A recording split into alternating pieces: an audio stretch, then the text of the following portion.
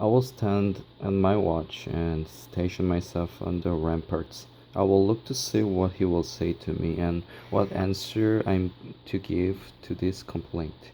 Then the Lord replied, write down the revelation and make it plain to tablets, so that a herald may run with it. For the revelation awaits an appointed time. It speaks of the end and will not prove false.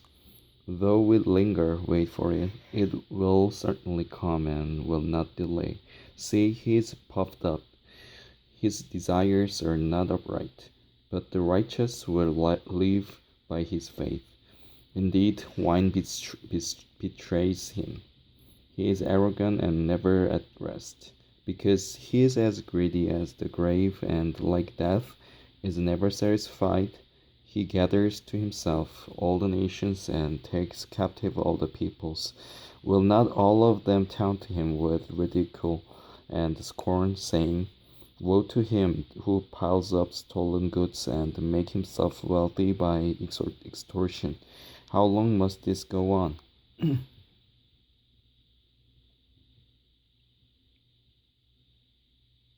Will not your debtors suddenly arise? Will they not wake up and make you tremble?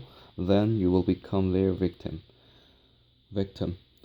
Because you have plundered many nations, the peoples who are left will plunder you. For you have shed men's blood, you have destroyed lands and cities and everyone in them. Woe to him who builds his realm by unjust gain, to set his nest on high, to escape the clutches of ruin. You have plotted the ruin of many peoples, shaming your own house and forfeiting your life. The stones of the wall will cry out, and the beams of the woodwork will echo it. Woe to him who builds a city with bloodshed and establishes a town by crime. Has not the Lord Almighty determined that the people's labor is only fuel for the fire, that the nations exhaust themselves for nothing? For the earth will be filled with the knowledge of the glory of the Lord, as the waters cover the sea. Woe to him who gives drink to his neighbors, pouring in from the wineskin till they are drunk, so that he can gaze on their naked bodies. You will be filled with shame instead of glory. Now it is your turn. Drink and be exposed. The cup from the Lord's right hand is coming around to you, and disgrace will cover your glory. The violence you have done to Lebanon will overwhelm you, and your destruction of animals will terrify you. For you have shed men's blood, you have destroyed lands and cities and everyone in them. Of what value is an idol, since a man has carved it, or an image that teaches lies? For he who makes it trusts in his own creation. He makes idols that cannot speak. Woe to him who says to wood, come to life, or to lifeless stone, wake up. Can it give guidance? It is covered with gold and silver. There is no breath in it. But the Lord is in his holy temple. Let all the earth be silent before him. A prayer of Habakkuk the prophet on Shigionoth.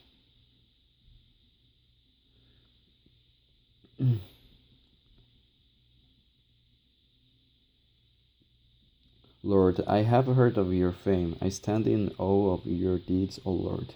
Renew them in our day, in our time, make them known. In wrath, remember mercy. God, God came from Teman.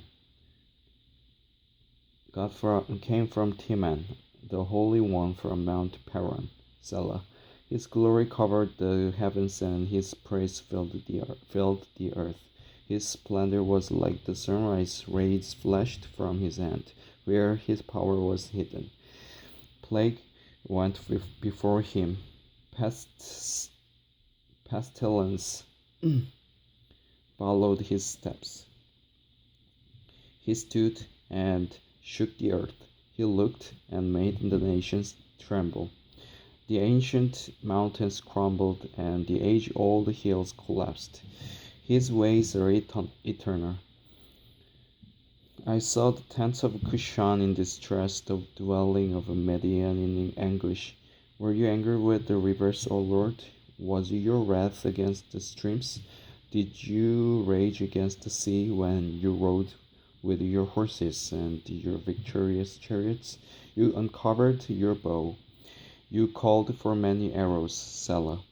You split the earth with rivers. The mountains saw you and writhed, writhed, writhed. Torrents of water swept by, the deep roared and lifted its waves on high. Sun and moon stood still in the heavens at the glint of your flying arrows, at the lightning of your flashing spear. And in wrath you strode through the earth, and in anger you thrashed the nations.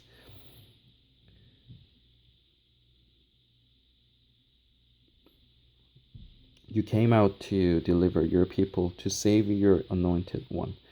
You crushed the leader of the land of wickedness. You stripped him from head to foot, Salah.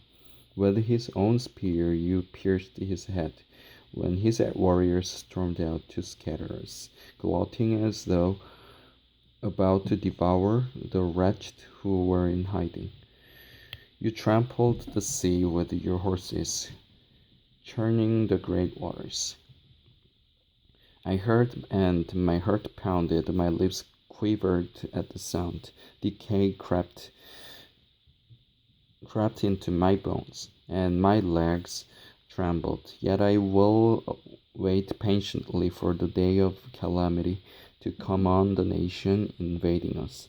Though the fig tree does not bud, and there are no grapes on the vines, though the olive's crop fails and the fields produce no food, though there are no sheep in the pen and no cattle in the stalls, yet I will rejoice in the Lord. I will be joyful in God my Savior. The sovereign Lord is my strength. He makes my feet like the feet of a deer. He enables me to go on the heights. For the director of music on my stringed instruments.